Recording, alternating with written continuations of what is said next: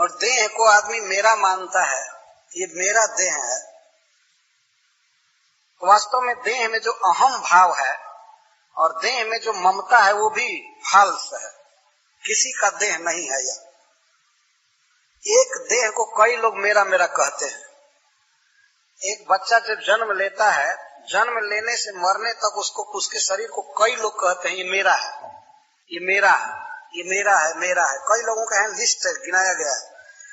तो प्रथम कह रहे देह किमन धातु स्वम, क्या यह शरीर अन्न दे करके पोषने वाले का है?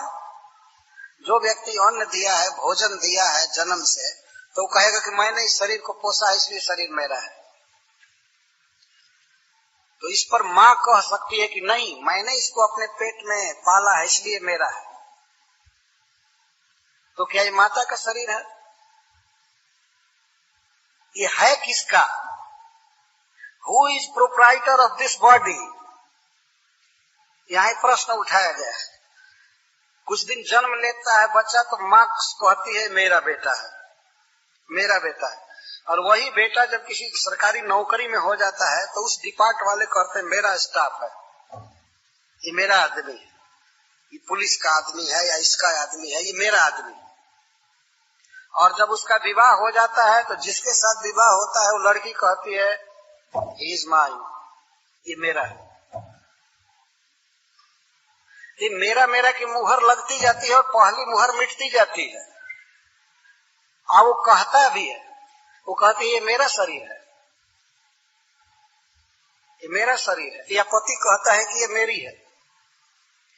और वो कहीं अगर सेना में भर्ती हो गया, बॉर्डर पर लड़ने चला गया, तो सरकार कहती है कि ये मेरा सिपाही है, मेरा है। और वो खरीद लेता है रियली उस शरीर को। 2-4 हजार वेतन दे करके महीने में, $2,000 यहाँ का स्टैंडर्ड होगा, महीना वेतन दे करके, और सरकार कहती है मेरा शरीर है, तुम बॉर्डर पर खड़ा रहो लड़ने के लिए। वो शरीर हमारी स्त्री का रहते हुए या माँ का रहते हुए भी उनका नहीं रह पाता है। ये शरीर बेच दिया जाता है। नौकरी करना अपने को बेचने के बराबर ही है। 8 घंटे के लिए हम दूसरे के गुलाम हो जाते हैं। हम उस शरीर का इस्तेमाल दूसरों के लिए करते हैं। तो वह व्यक्ति कहता है कि ये मेरा शरीर है, मैंने इसको इतना $1 देकर खरीदा है 8 घंटे के लिए। तो वो कहता है कि मेरा शरीर है। और मातुर पितुर व नाना भी कह सकते हैं कि ये मेरा शरीर है, क्योंकि मेरी बेटी के गर्भ से जन्म लिया है। नाना भी कहते हैं कि ये मेरा नाती है। नानी कहती है कि ये मेरा शरीर है।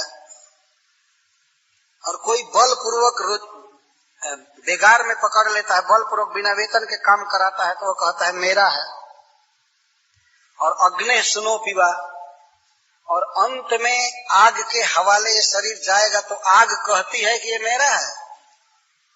चाहे तुम कुछ भी करो लेकिन ये मेरा है, मेरे मुख में इसको आना है।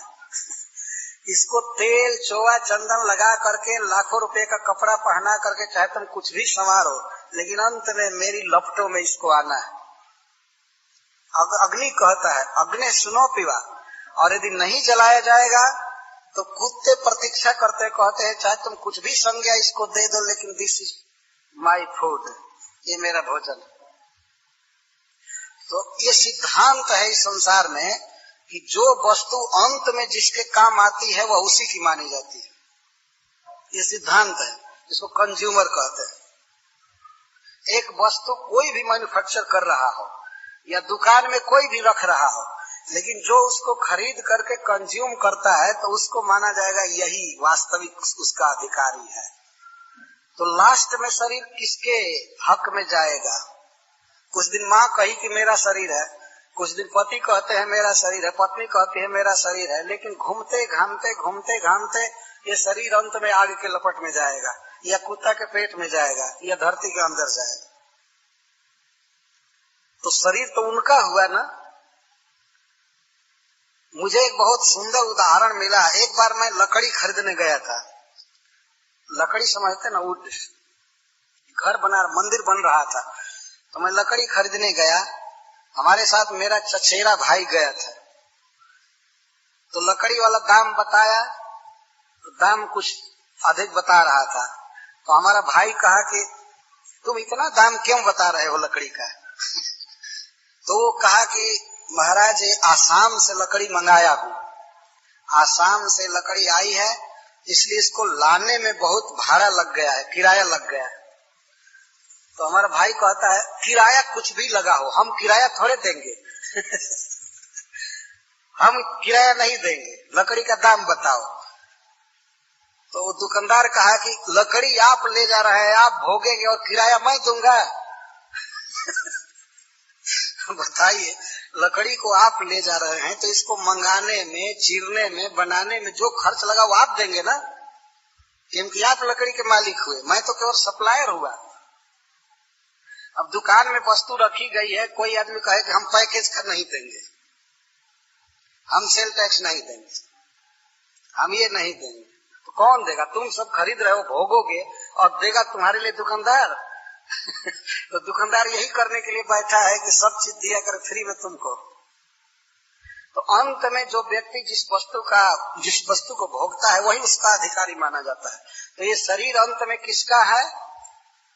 ये माँ का नहीं है, ये भाई का नहीं है, ये पत्नी का नहीं है, यह है कुकुर का, कुत्ते का, या याग का, या जमीन का, और कोई अधिकारी नहीं है। बीच में 10 वर्ष के लिए मेरा मेरा मेरा माई माई माई करते रहिए, लेकिन अंत में शरीर छीन लिया जाएगा और जिसका असली हक है उसको दे दिया जाएगा।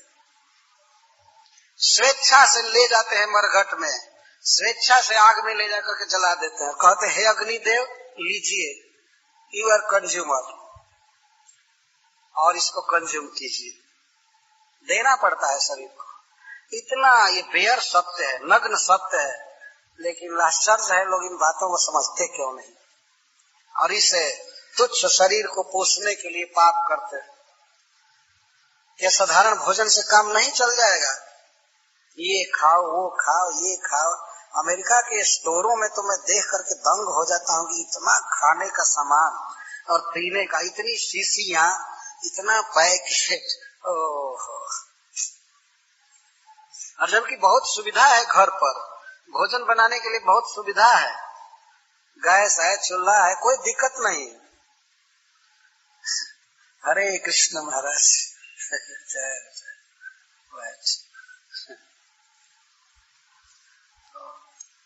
बहुत सुविधा के बावजूद भी आदमी बहुत गलत सलत वस्तुएं जहाँ तहाँ खरीद कर खाता रहा।